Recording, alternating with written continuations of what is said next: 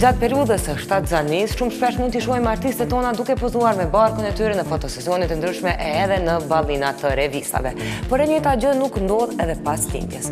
Materialin që do ndjekim në vazhdim ka të bëjë me fëmijët e disa prej fytyrave tona publike, të cilat nuk i shfaqin para kamerave, e disa të tjera edhe po. Por më shpejt i ndjekim bashkë në vazhdim.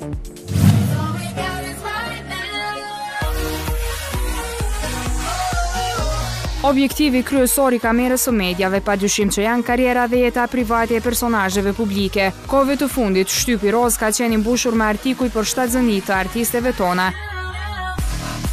Gjatë periudhës së shtatzënisë, protagonistët e showbizit kanë vendosur të jenë edhe në ballina të revistave ku shfaqin me krenari barkun ku mbajnë frytet e dashurisë. Mirë po pas lindjes, këto foshnjë izolohen nga publiku, duke bërë kështu që publiku t'i rritet kurreshtja dhe t'i pres me padurim t'i shoh pasardhësit e këngëtarëve tona.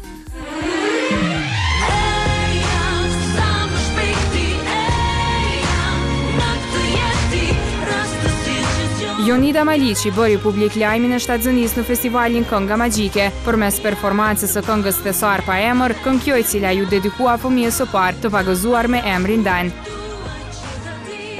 Fytyra e Danit vazhdon të jetë enigmatike për publikun, edhe pas 18 muajsh që nga koha kur lindi. Ky mos ekspozimi të birit nga ana e Jonidës bëri që edhe media të filloj të shkruaj për shëndetin e tij, duke e vënë kështu në pikpyetje arsyen se Dani nuk gëzon të shëndet të plot. Kur unë me të vërtet ndihesha si një femër e realizuar në të gjitha pikpamjet, më vinë në vesh fjalë që i mbir kishte lindur me probleme.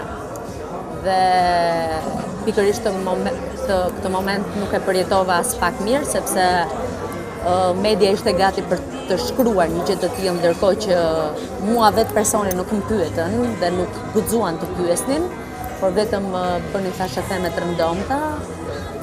Kjo më vrau shumë, sepse në rrjetet sociale filluan njerëzit të diskutonin për këtë fakt. Ashtu sikur se mbret sot e kësaj dite kur dal me Danin karroce dhe njerëzit të shikojnë me sy shumë kurioz nëse është normal apo jo. Por fatmirësisht ky lajm i ka duruar të mbledhë vetëm shëndet, sepse 14 muajsh edhe mashallah nuk është smur kur. Jonida është aktive në rrjetet sociale duke publikuar kështu foto të ndryshme ndërto edhe të djalit, por fytyra e të cilit nuk shfaqet asnjëherë. Një tjetër këngëtare e cila e ka izoluar tërësisht të bie nga syri kurreshtar i medjave është Soni Malaj.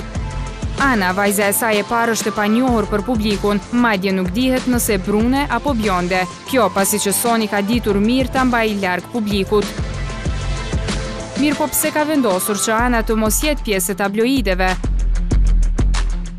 Ana është sekret, nuk bëj shaka. Jo, thjesht nuk kemi shumë dëshirë, unë dhe bashkëshorti im që Ana tjetë që tani ka shumë publike. Në të ardhmen nëse ajo do ketë dëshirë të jetë në reflektor të showbizit, atëherë le të zgjedhë ajo, mos ta bëjmë ne zgjedhjen për të.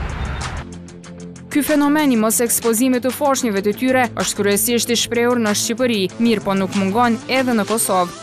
Arsyet janë nga më të ndryshmet, mirë po për Teuta Krasniqin, ndoshta nëna më e famshme e estradës son, kjo gjë i duket e pakuptim. Pse na mos më bëj diçka të tillë kur edhe yjet botnore e bojnë? Domethënë, çka ka, nuk e di, se s'duhet me pas problem për shembull Shakira, Beyoncé, ose Angelina Jolie mi publiku fotot e fëmijëve të tyre në moment që lindin, pse duhet me pas na një problem tillë, kur ata tek fundit janë yje botnore, edhe na jemi me një vend vogël, gjatë që njerëz na njohin shumë ma shumë edhe i kemi disa tradita edhe njerëz thjesht kanë qef me ditë dhe gëzimin ton. Në publik apo në privatësi, kjo as pak nuk çon pesh. E rëndësishme është që fëmijët të jenë të shëndetshëm. Fundi i fundit, herë do kur, ata do të zgjedhin më të mirën për jetën e tyre.